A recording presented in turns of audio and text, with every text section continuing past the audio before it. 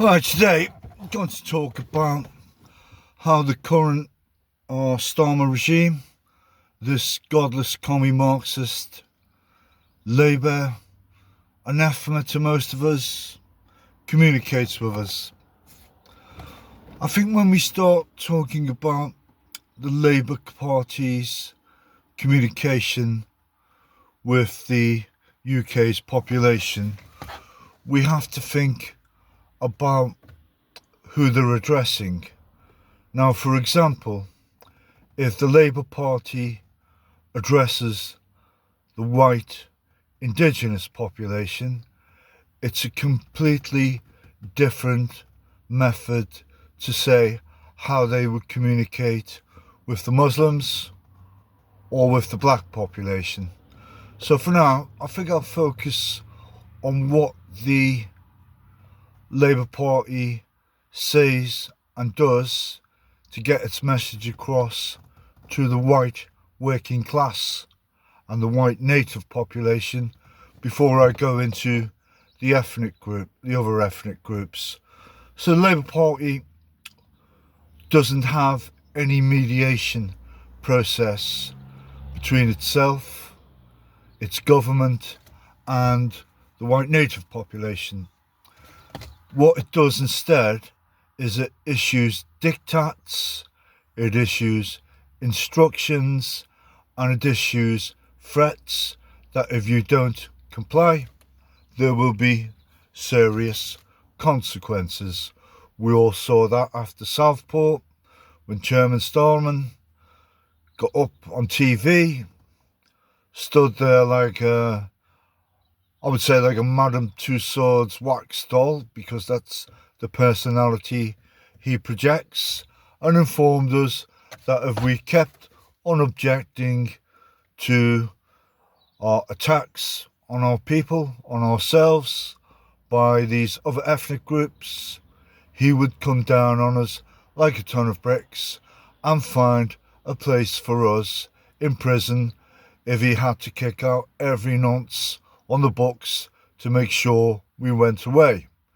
And I also feel that in the back of his mind at that time, it's presently still there, is that he was thinking in terms of, if this goes on, I'm going to have to open Northern Ireland style internment camps to put these white native scum in. Anyway, so that's how he communicates with us.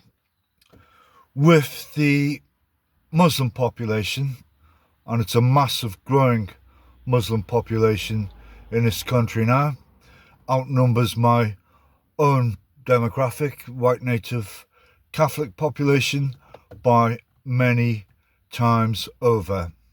With them, he wants them as allies. So the way he communicates with them is he will put the idea forward that he's really tough on the whites, on the white British, and that if they get out of hand or if they get out of line and if they don't go along with his diktats, you've seen how tough I am. You've seen that I've now put 4,600 of them into prison as political prisoners, and if they keep going in that direction, I will put many more in there. That reassures the Muslims in lots of ways that they are going to be considered a special case as far as the Labour Party is concerned, to the detriment of the white population. Pretty much the same with the black population. In short, if they don't do as they're told, you've seen how tough I am. Again, I won't mess about. They're going away. And you are, as far as I'm concerned, going to be protected against them at all costs. So we're talking about the politics, really, of ethnic division.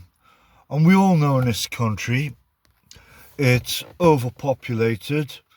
It's ridiculously overpopulated for the tiny size of it. The doors to the population replacement candidates who want to come here, and they are replacing us. Look at Birmingham, look at Luton, and I've been through this so many times before in my other videos. Just have a look.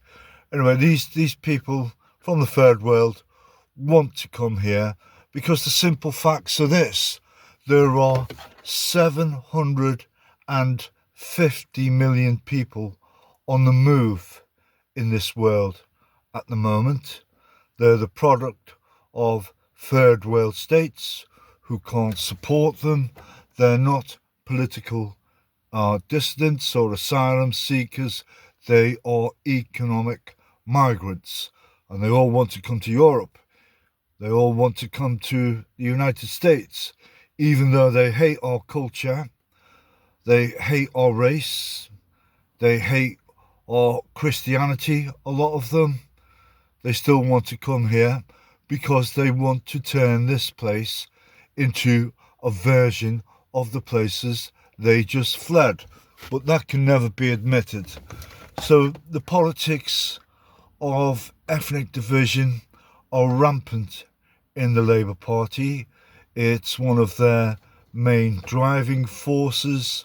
You can see that in the specially hand-selected by Starmer positive discrimination multi-ethnic cabinet, and the way that this cabinet is imposing itself on the world, i.e. Lammy, Foreign Secretary. The guy's cost us billions already, but it doesn't matter because he's black and he's in a position of power. And as far as the Labour Party is concerned, doesn't matter if he's a bonus to this country, because he's not. That's immaterial. It's the fact that his ethnicity has power over the white indigenous and can project himself into the world as representing the Britannic Isles. Ridiculous. So where are we now? We are not going to survive this as an ethnic group. In 5 years' time, you will not recognise this country. It will be, if not a third world country, it will be a second world country. We slipped behind Poland. I mean, people moaning about East Europeans coming here. We'll be begging to go there in 20 years, I promise you. We'll be the economic migrants, not them. This UK will be unrecognisable. 20 years, not 200 years, 20 years. So the politics of ethnic division are very present in our lives. They're still being developed. There'll be more consequences for us, the white British indigenous, if we don't keep our traps shut and do as we're told. Thank you.